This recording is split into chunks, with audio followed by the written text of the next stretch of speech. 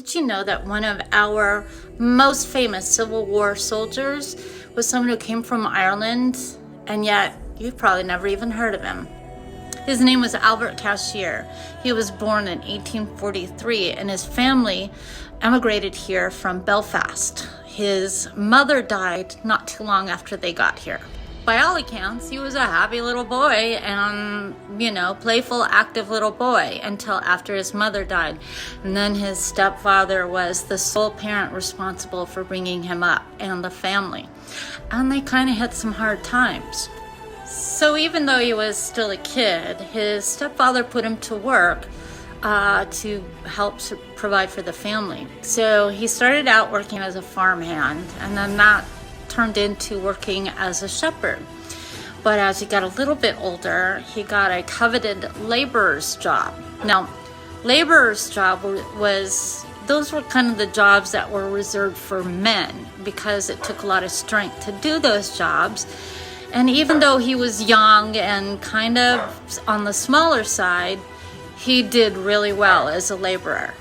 One day as he was working in Belfast, Illinois, he saw a poster asking young men to come and sign up to fight in the Civil War. He was 19 at the time, so he did.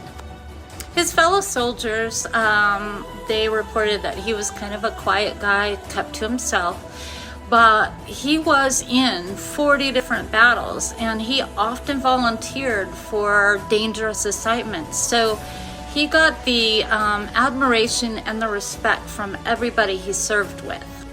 During one of the battles, the siege at Vicksburg, he was actually captured.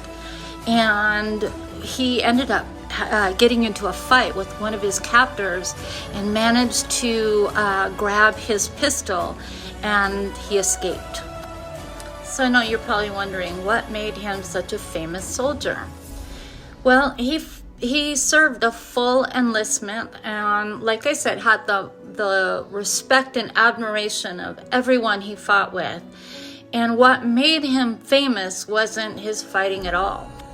It was actually because later on in life, he had an injury which made him end up having to be hospitalized. And there at the hospital, they found out one of his deepest secrets. And that was that when he was born, he was misgendered. While technically he was born a little girl, he was a trans man and lived his life in his truth. And it turns out that several of the soldiers that fought with him knew his secret and kept it guarded. In fact, when it was discovered, they tried to take his benefits away and his pension away, and it was the soldiers that he fought with and his commanders that came to his aid and fought for him to live his life as a trans man.